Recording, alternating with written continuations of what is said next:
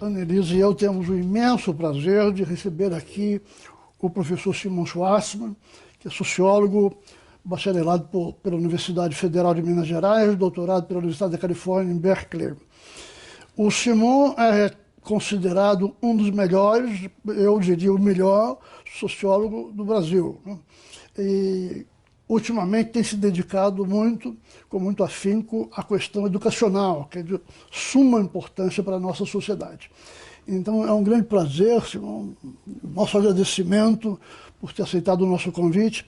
Eu começaria te colocando uma pergunta geral. Quer dizer, o sistema educacional brasileiro, com nível superior, nível médio, nível infantil, que aspectos da organização, da estrutura, você destacaria como os mais importantes, seja para manter e melhorar, seja para reformar, mas onde devemos começar a olhar? Eu acho que é importante a gente pensar que o sistema de educação brasileiro público, ele cresceu muito rapidamente e de maneira muito atabalhoada, digamos, não é? Quer dizer, houve um crescimento muito grande, criou-se uma rede em poucos anos. O Brasil é muito atrasado na educação, né? O Brasil começou muito tarde e se criou em poucos anos um sistema muito grande e a qualidade é muito ruim, não é? Ela é ruim na educação básica, na educação inicial, e no nível superior é uma história diferente, mas ele também é muito desigual. Tem algumas coisas boas, mas tem muita coisa ruim e muito caro. Eu acho que nós temos um problema complicado de gestão do sistema. Quando você olha para o sistema educacional, pensa na educação básica. As crianças, basicamente, sim, não aprendem. Por que elas não aprendem? Em grande parte elas não aprendem porque a escola funciona como uma espécie de burocracia, onde ensinar para a criança não é o mais importante. O horário do professor, os salários, o sistema de compras, tem muita coisa que fica na frente do fundamental, que é que a criança tem que aprender. Então, como é que você gerencia melhor os recursos, como é que você coloca o foco no aprendizado é o grande desafio.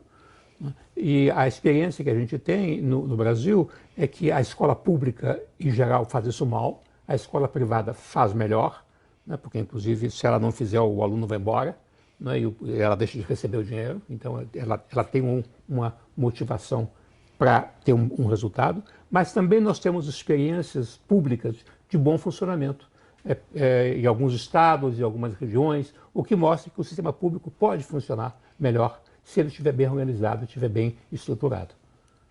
No nível superior, nós, a cada poucos meses, nós vemos essas classificações internacionais, mostrando que as nossas melhores universidades ficam lá embaixo. O que nós devemos entender por isso? Olha, essas classificações, elas variam muito. Quer dizer, eu outro dia estava vendo uma classificação da Universidade de Leuven, na Holanda, que dizia que a USP está entre as 10 melhores no mundo em termos de quantidade de publicações científicas.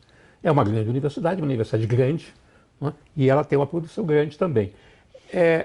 Eu acho que o problema nosso não devia ser tanto olhar a comparação internacional, mas olhar internamente. Sim.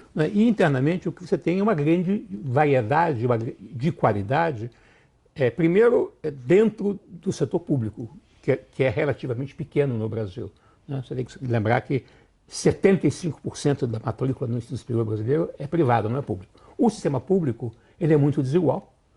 Ele tem universidades como a USP, ele tem universidades como o Unicamp, algumas federais, onde a qualidade é melhor, e tem outras que custam a mesma coisa ou mais, mas a qualidade é muito pior.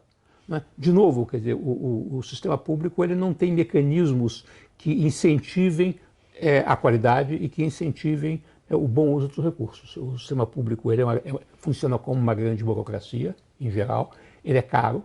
A gente pode falar um pouco por que ele é tão caro, mas ele é muito caro. E o resultado é muito desigual. Algumas áreas funcionam melhor, outras áreas funcionam pior.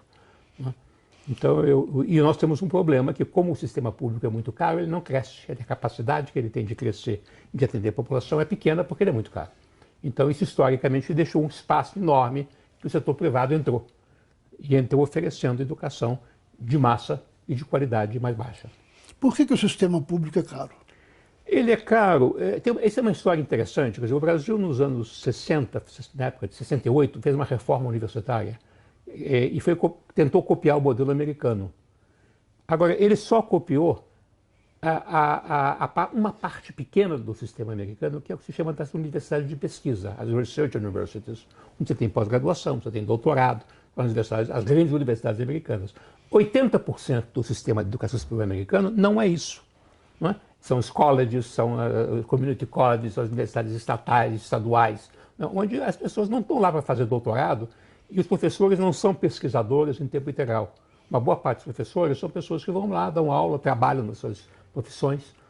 O Brasil adotou o sistema americano das universidades de pesquisa e da maneira que todos os professores têm que ser pesquisadores e ganham em tempo integral. Então você tem uma quantidade enorme de professores ganhando em tempo integral e dedicação exclusiva, supondo que eles estão fazendo pesquisa, mas na verdade a pesquisa está concentrada em poucas instituições.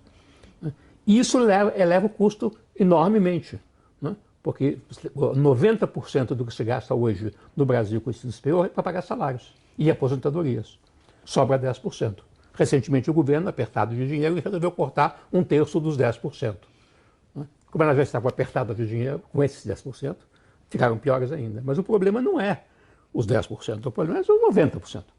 E para você avançar em relação a isso, você teria que, na verdade, olhar para o professor e dizer: você realmente está fazendo pesquisa em tempo integral e dedicação exclusiva? Senão, você vai receber pela sua aula, você vai receber em 20 horas. Né? E você poderia reduzir muitos custos dessa maneira. E poderia atender mais gente, se for o caso. Isso não se faz, porque isso implica mexer com os professores, implica mexer no pessoal. Isso não tem sido feito. Mas esse é que é o problema que tem que ser enfrentado. O que é que nós poderíamos fazer num prazo razoável, num custo que não fosse exorbitante, para melhorar a qualidade dos professores? Esse é um problema muito complicado, muito difícil, porque, na verdade, quer dizer, o grande problema que nós temos nessa área é que o recrutamento do professor é um recrutamento que se dá entre pessoas que não conseguem fazer outras carreiras. Se você pensar nas carreiras de nível universitário, quem tem condições vai fazer medicina, vai fazer engenharia, vai fazer outras coisas. E a profissão do professor acaba sendo daquele aluno que chega à universidade sem condições de fazer uma carreira mais demandante. Então, esse professor ele vai ter muita dificuldade de ser bem formado e de ser um bom professor. Os países que têm uma boa educação pública ou privada, enfim, que é uma boa educação, os professores são recrutados entre níveis sociais e níveis intelectuais e de formação mais altos. Uma das razões pelas quais no Brasil isso não se dá é porque o salário é baixo. Então você tem um problema salarial que é um grande obstáculo. Como é que você lida com isso? Dado a quantidade de professores, você não pode simplesmente dizer: vou dobrar o salário de todo mundo, porque não tem dinheiro para isso. Mas nós temos uma possibilidade que vem pela frente, que é a mudança demográfica. Né? Quer dizer, daqui a alguns anos, o número de alunos entrando na educação básica vai ser metade do que é hoje. Com esse dinheiro, você poderia pagar o dobro dos professores que estão aí. Tá certo? Com o mesmo dinheiro. Não é? Quer dizer, há uma oportunidade que vem pela frente de você usar melhor os recursos, aproveitando a vantagem da mudança da demografia, para você poder oferecer um nível salarial mais interessante. Além do mais, existem coisas que você pode fazer desde já. Né? Você pode fazer com que a carreira seja mais estimulante para as pessoas mais qualificadas. Você pode fazer um sistema pelo qual, por exemplo, em vez de você fazer uma promoção automática por tempo de serviço, como é típico no serviço público, você faz uma promoção por desempenho. Você pode avaliar o desempenho e pode fazer promoção por desempenho. Estimula pessoas que têm interesse, têm vocação de trabalhar nessa área e, se der melhor desempenho, ser melhor beneficiadas.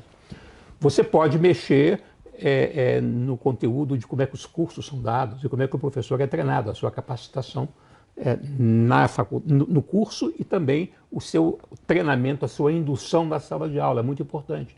Você não pode pegar um professor que saia diretamente de uma faculdade e vai dar aula no dia seguinte. Ele tem que passar por um processo de tutoria, de começar a trabalhar sob acompanhamento, como se fosse uma residência médica. O médico não vai direto da faculdade para atender o paciente. Ele primeiro passa por uma residência, trabalha sob supervisão. Você pode fazer isso. Você pode criar um exame nacional de qualificação dos professores. Enfim, tem muitas coisas que você pode fazer para melhorar. Mas se você não conseguir lidar com o estoque de pessoas que entram na carreira de professores, né, selecionando gente mais qualificada, você vai ter muita dificuldade. A outra coisa que você pode fazer é você pensar que abrir mais a carreira dos professores para pessoas que não têm o objetivo de ser professor a vida toda, mas podem ser professores por um período. Eu posso ser aluno de pós-graduação que estão fazendo engenharia, medicina ou outras áreas de ciência, eles podem dar aula durante um tempo, enquanto eles estão se formando, né? Você tem que fazer, de alguma maneira, facilitar esse processo, né? Que você pega um jovem que o objetivo dele não é ser professor, mas você dá uma qualificação, você treina ele um pouco, capacita um pouco e você coloca ele para dar aula, sobretudo no ensino médio, onde é muito importante o conhecimento do conteúdo do que ele está fazendo. Na educação básica, o mais importante é a pedagogia, a capacidade de lidar com a criança, é um outro perfil. O professor de ensino médio, o mais importante é o conhecimento. Se ele é uma pessoa que conhece o que ele está ensinando, ele gosta daquilo, ele tem uma paixão pelo que ele está fazendo, ele inspira essa paixão e esse conhecimento nos alunos. No momento, você está falando de incentivos, de flexibilidade, enfim, é nessa direção. Há alguma coisa interessante sendo feita, já algum projeto sendo discutido nessa direção? Olha, eu acho que tem que olhar, quer dizer, existem muitas iniciativas. Sempre no Brasil, hoje em dia, se cita muito o exemplo do Ceará, que é um estado que tem avançado muito em relação à educação pública, né? E aí eles fazem um acompanhamento mais dia a dia do professor. É como que a escola está muito mais voltada para acompanhar a atividade do professor. E a outra coisa que é importante em relação a isso é que o professor ele é muito apoiado por materiais. Não é? Quer dizer, ele recebe um bom livro, ele tem um programa de aula onde se ajuda que ele prepare esse programa de aula, há uma avaliação cujos resultados são devolvidos para ele, mostrando onde é que os alunos não estão aprendendo e depois ele é capacitado para lidar com esses problemas. Não é? Quer dizer, você não deixa o professor solto na sala de aula fazendo o que ele quer, você cria um sistema de acompanhamento e de apoio muito mais estruturado. Não é? Quando você cria um sistema desse tipo, mesmo que o professor não tenha tido uma boa capacitação antes, não é? Ele tem condições de ter um bom resultado. Desenvolver. Não é? Então, esse tipo de coisa já existem experiências. O que a gente observa é que isso tem funcionado nos primeiros anos das escolas, até a chamado Fundamental 1, que é o antigo ensino primário. Quando você vai para o Fundamental 2, que é a partir dos 11 anos, né, que é o antigo ginásio, depois no ensino médio, isso já não funciona menos. Porque aí você tem uma situação em que o aluno ele fica perdido entre vários professores e cada professor faz o que ele quiser e a escola não coordena. E o aluno ele não tem ninguém que organize para ele a atividade. Até os 11 anos, 12 anos de idade, ele tem uma professora ou um professor que organiza tudo. A partir daí ele se perde e é aí que o problema começa a surgir.